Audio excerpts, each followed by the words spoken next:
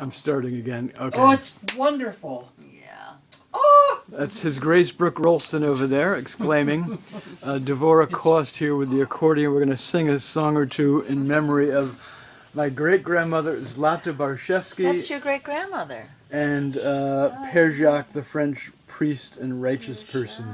Oh my. Wow. Yes, your He's a French priest. Huh? Oh my what? Your great grandmother. This was Grandmother. this was the mother of my maternal of my mother's father, my mother's father's mother. Okay. So this would be on my Yes. the paternal grandmother on my maternal side. Mother. Yes. She lived in the Jewish home for the aged in Bialystok. Corresponded with my grandpa Yes. in New Jersey until sometime around the war years. How I would love to have that correspondence. And I have But it's no idea. lost. It's lost.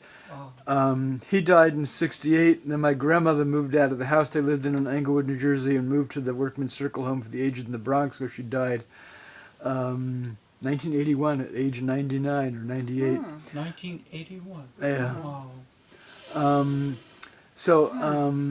Anyway, one of the things I'm interested to hear comments from the two of you, but one of the things that makes this pair an interesting pair to me is that we have two people from completely disparate lives in the continent of Europe. According to a late first cousin of my mom's, who I visited 3 times near Tel Aviv, where she lived, she was from Lithuania and had visited Zlata several times in the 1930s. She was very observant and would not eat in the homes of her children who lived in Europe. I don't think she ever saw my grandpa Harry again after he left for London and then New York, but they corresponded again for all those years. Pere Jacques, a Catholic priest, Yes.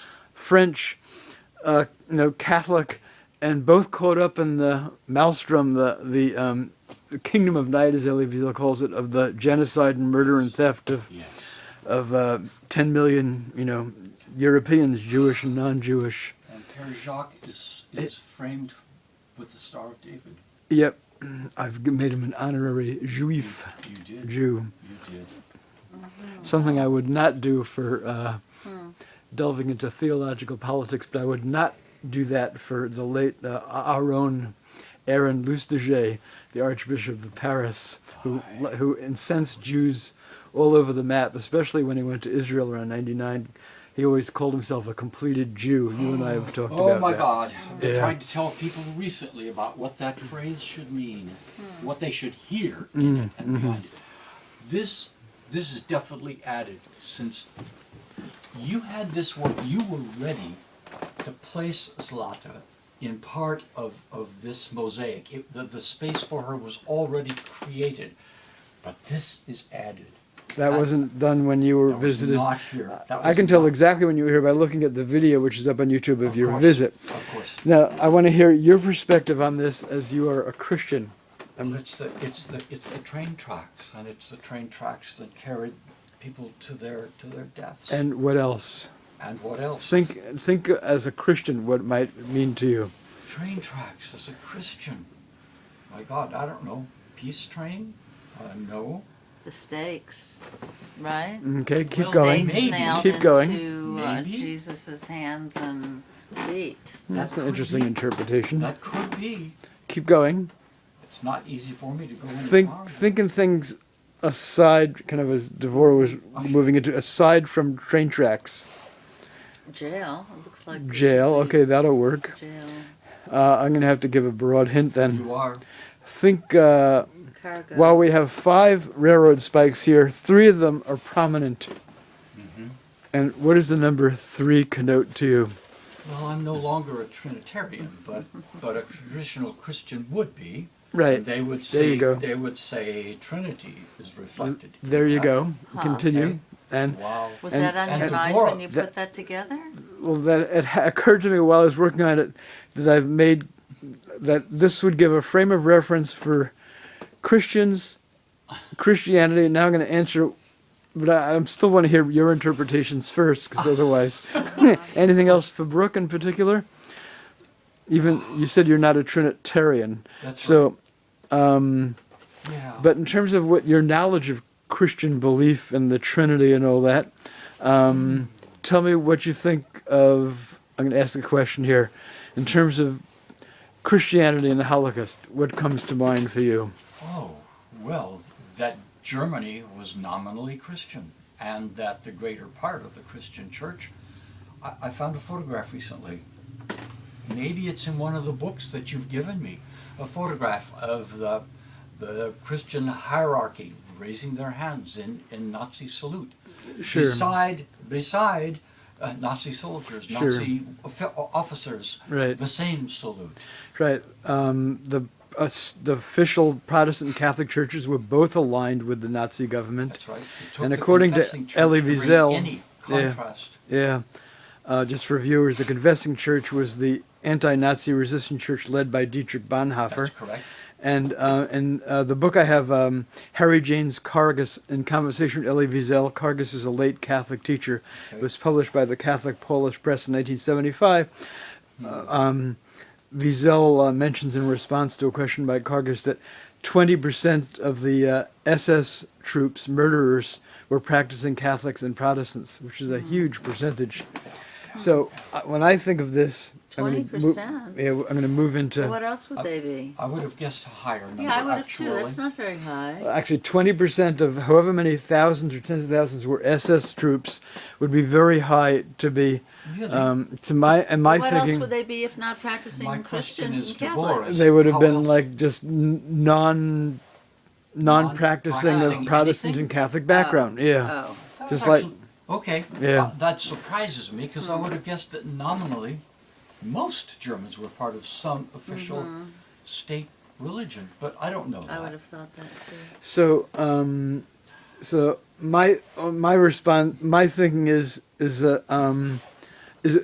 basically addresses the failure of Christianity Yes.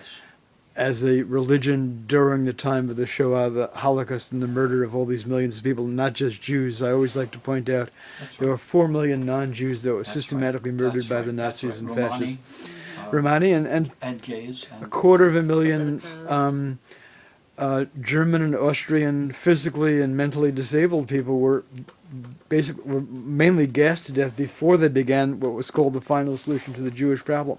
So they were murdering Austrian and Germans Germans. who were physically or mentally disabled, How like an many did you institution, say? about 250,000.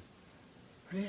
Lisa would have Gas. perished in that. And that, to me, is basically what paved. It took the work of thousands of people to enable such a huge slaughter, and all kinds of people, Before judges, the Jews were carted off? before the final solution began. So, in order to had more people spoken out publicly, forcefully, loudly, at least according to literature I got from my first conference at Yad Vashem, it's entirely possible the Holocaust would not have happened, and the Holocaust did not have to happen. But it was the silence of so many people and/or the complicity of so many in enabling that first genocidal aspect of the regime to take place that led to the Holocaust. How did the families? Let their children How go. did they corral them, and how did the families Many cope and deal with this and I wonder speak if many of were it? institutionalized already, Well, these people were already in institutions, and so easily. so it had to do Easily with taken. Nazi racial hygiene and eugenics and all that biz, that's which actually had counterparts in the United States. Yes. They were, indeed. like the African American prisoners who were, sterilized and Forcefully sterilized. yeah, Forcibly. down, yeah. That's right. Yeah. So, And the other outstanding name that comes from Christianity is Martin Niemöller, the pastor theologian, who said, I didn't stand up for the communists because I wasn't and I wasn't a Jew, so I didn't stand up for them. Yeah, and I when they didn't- finally came for me, there was no one left to stand up because he also had not spoken out. And Those knew are his his culpability. words, because Those that are was his made words. into a song. What's it's his name? like 5 different portions to it. Maybe Martin Niemöller. I didn't Martin the Niemöller. trade unionist. But we're already at 9 minutes 54 seconds. Let's move into a song before I turn this Oh, off. please, go for it. a song, Dvorah. All right. So And we'll join in La La La if need be. I we'll will do try my hene best. matov since that Okay. tends to be. And a that may favorite come of back to you. yours. Ye- Right. Yes, Yeah. I will welcome it. Okay.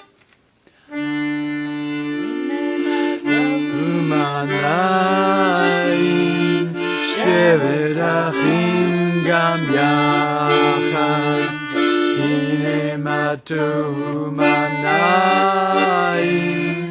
shevet achim gam yachad hine matuv shevet achim gam yachad